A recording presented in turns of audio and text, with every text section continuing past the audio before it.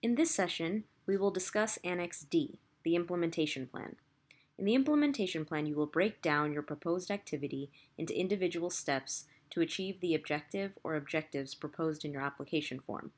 The implementation plan is important so that Surveyor can understand what tasks your activity will include, how long each task will take, who is responsible for the success of each task, and what the results of each task will be.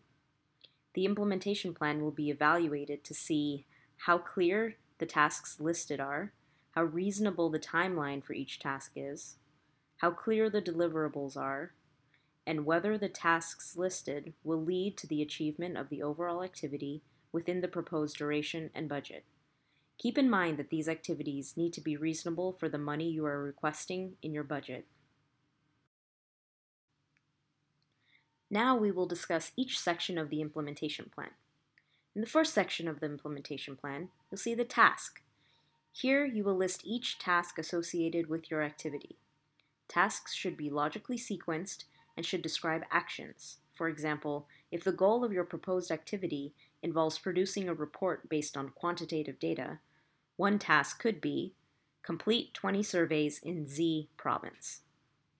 The second section of the implementation plan is the 9-month timeline. Here, you will put an X in each column to represent the first and the last month of the task.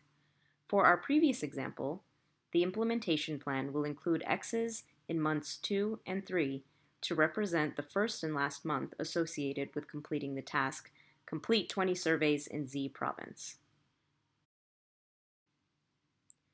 The third section of the implementation plan is the person responsible.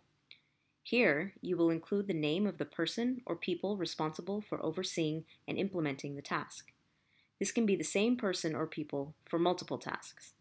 From our previous example, the organization's lead researcher for Z province will be the person responsible for the task, complete 20 surveys in Z province, and the assistant researcher will be responsible for implementing the tasks. Both of their names will be listed in the implementation plan. The fourth section of the implementation plan is the deliverable. Here you will include the outcome of the task or what the task will produce. The deliverable must be objectively verifiable. From our previous example, the deliverable will be a survey report including the methodology and results.